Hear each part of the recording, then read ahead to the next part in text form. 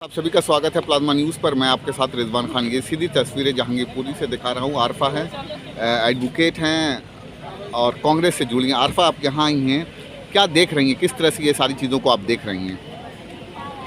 देखिए, कई दिन हो चुके हैं, कई दिन गुजर गए, लेकिन माहौल देखिए, माहौल कैसा है। आज हम लोग परिवार से मिलने पहुँचे, हमारी पूरी टीम परिवार से मिली। काफ़ी लोगों ने हम लोगों को अप्रोच किया, क्योंकि जिस दिन ये घटना हुई थी उसी दिन से हम लोगों ने हमारी जो लीगल टीम है लगातार काम कर रही है, और लगातार हम लोगों के नंबर भी सोशल मीडिया पे थे और सोशल मीडिया से लोगों ने हमें अप्रोच किया और लगातार हमारे पास जिस तरीके से फ़ोन आ रहे थे, और कई दिन गुजर गए, कई दिन से हम लोग ये सेवाएं दे रहे थे। तो आज हम लोग यहाँ पर पहुँचे थे। कल सुप्रीम कोर्ट में जिस तरीके से स्टेटस को सुप्रीम कोर्ट ने लिया और आज फिर से उसको कंटिन्यू किया, तो ये बहुत ही ज़्यादा सराहनीय रहा। और इसी वजह से आज जो आप यहाँ पर काफ़ी देख रहे हैं, जिस बड़ी तादाद में यहाँ पर पुलिस तैनात है और माहौल बहुत ही ज़्यादा गर्म है यहाँ का, और लोगों के अंदर एक डर भय का माहौल जिस तरीके से मीडिया दिखा रहा था। मैं अंदर गई, परिवार वालों से मिली, जो यहाँ काफ़ी लड़कों को उठाया गया है उन सब से मिली, और मिलने के बाद मुझे ये महसूस हुआ कि यहाँ पर जिस तरीके की पिक्चर मीडिया दिखा रहा था, यहाँ पर उससे बिल्कुल ऑपोजिट है।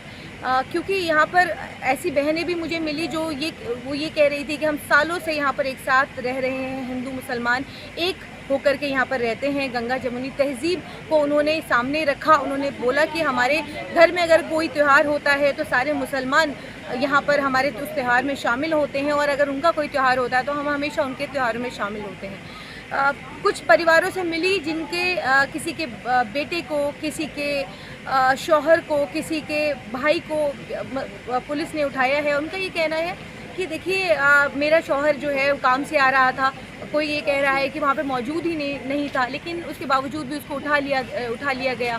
तो ये सब जो है, ये हिंदू मुसलमान करने की जिस तरीके से कोशिश की गई, जिस तरीके से नफ़रत बोने की कोशिश की गई, और वहाँ पर बार बार एक मस्जिद और मंदिर को जिस तरीके से दिखाया जा रहा था कि मस्जिद को तोड़ दिया गया और मंदिर को छोड़ दिया गया, उस पर भी काफ़ी लोगों से बात हुई। और उनका ये कहना है कि देखिए, हमें इस बात का भी अफसोस है कि मस्जिद को तोड़ा गया। पूजा की कोई भी जगह हो, कोई भी धर्म, किसी भी धर्म को हमारा धर्म ये नहीं कहता है कि उसको तोड़ दिया जाए या उसको ख़राब नहीं कहता है। तो हिंदू धर्म के लोगों से बात हुई तो उनका यही कहना था कि देखिए, हिंदू धर्म ये नहीं कहता कि राम सर्वोपरि है और कोई नहीं है, उसके अलावा कोई नहीं है। हम सभी धर्मों की इज़्ज़त करते हैं, और जो हुआ वो बहुत ही ज़्यादा बेहद अफसोसजनक है। उसके बाद मैंने दूसरे समुदाय मुस्लिम धर्म के लोगों से बात की, तो उनका ये कहना था कि देखिए, हमारे बीच में यहाँ पर हम एक फैमिली ऐसी है कि जो मुस्लिम आबादी के अंदर यहाँ पर एक फैमिली ऐसी रहती है कि जो हिंदू है। कई जगह ऐसा भी देखने को मिला कि जहाँ पर एक दो मुस्लिम फैमिली और वहाँ पर जो आबादी है वो ज़्यादातर हिंदुओं की आबादी है। तो ऐसे में वो कहते हैं कि हम मिलजुल के रहते हैं, क्यों ऐसा किया गया, हम कैसे अब दोबारा से वो समय कैसे वापस लाएंगे। तो लोगों से मिली और हम लोगों ने उनको आश्वस्त किया है कि हम लोगों के से जितना हो सकेगा, हम लोग जो बेकसूर इसमें फंसाए गए हैं, जिन लड़कों को उठाया गया, और बहुत से ऐसे सर्विस हम लोग घर बैठे दे रहे थे कि जिन लोगों को पुलिस बेकसूर उठा के लेके जा रही थी, उनसे बात करके हमारी टीम यहाँ पर जगह जगह जो पुलिस स्टेशन है वहाँ पर जा करके वहाँ पर उनसे बात करके उनको छुड़ाने का काम कर रही थी। और हम लोग आज भी परिवार से मिले तो उनसे यही कहा, काफ़ी लोगों से बात हुई, उनकी आंखों में आंसू थे, दर्द था। हमने उनका दर्द बांटने की कोशिश की, लेकिन अब जो हो चुका है उसको देखिए बदलना नामुमकिन है, लेकिन जो हुआ वो बहुत ज़्यादा निंदनीय है, गलत है। और जो अवैध यहाँ पर निर्माण की बार बार बात हो रही है कि अवैध निर्माण किया गया और उसको हटाने की, इंक्रोचमेंट हटाया जा रहा था, तो इंक्रोचमेंट का एक तरीका है, तो उस तरीके को नहीं अपनाया गया। और उसके बाद सुप्रीम कोर्ट ने जो सुबह जब जिस तरीके से मेंशनिंग हुई, और मेंशनिंग में स्टेटस को सुप्रीम कोर्ट ने लिया और ये उसको रोका, लेकिन इसके बावजूद भी लगातार हम देख रहे थे कि वो निर्माण को ध्वस्त किया जा रहा था। तो देखिए, ये अपने आप में संविधान पर एक प्रश्न चिन्ह लगाता है कि आज सबसे बड़ा जो आज सुप्रीम कोर्ट को भी मानने को ये तैयार नहीं है जो लोग। तो सबसे बड़ा उन्होंने आजकल सरकार हो गई है और सरकार एमसीडी को देखा गया यहाँ पर कि दोबारा से सुप्रीम कोर्ट को ये ऑर्डर करना पड़ा कि देखिए ये जो है इसको रोका जाए, फौरी तौर पर रोका जाए।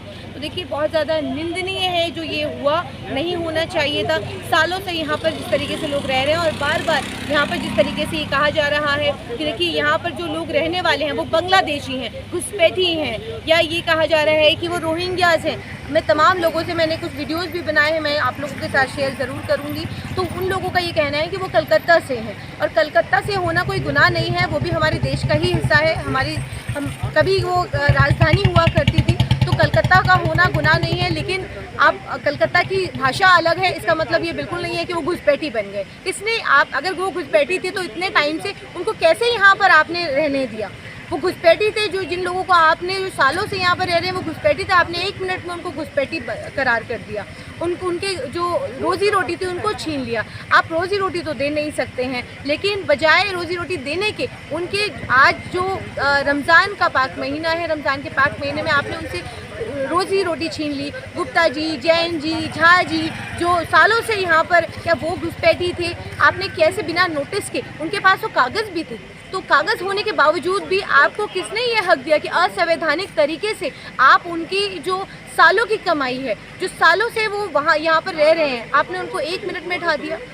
तो बहुत ही ज़्यादा ये देखिए, ये देश पर बहुत बड़ा खतरा है। ये जो लोग जिस तरीके से जिन लोगों ने जुलूस निकाला, मैं तो उन लोगों को हिंदू भी नहीं कह सकती, मैं तो हिंदू भी नहीं कहती उनको, क्योंकि कोई भी धर्म इस बात की इजाज़त नहीं देता है कि किसी दूसरे धर्म को आप नुकसान पहुँचाएं, चाहे वो मुसलमान धर्म हो, हिंदू धर्म हो, या कोई भी ऐसा धर्म कभी किसी धर्म को ये इजाज़त नहीं देता कि आप किसी दूसरे धर्म को गलत बताएं, ख़राब बताएं और अपने धर्म को अच्छा बताएं। अगर आपका धर्म सर्वोपरि भी होगा, सर्वोपरि भी मानते होंगे, तब भी आप ज़बरन किसी से जय श्री राम ना कहला सकते हैं, ना किसी का कॉलर पकड़ के आप, ना तो उसके सीने पे चढ़ करके आप ये कह सकते हैं कि अगर तुम्हें इस देश में रहना होगा तो जय श्री राम कहना होगा। और उसके बाद आप लिंचिंग यहाँ पर जिस तरीके से लगातार मुसलमानों के समुदाय की लिंचिंग हम सामने आई, कई बार देखा गया, और जिस तरीके से ये घटना हुई सबके सामने, ये सच सबके सामने है कि यहाँ पर एक समुदाय को ख़ास तौर पर टारगेट किया गया। एक समुदाय के सारे जितने भी 14 नाम आए उसमें सब में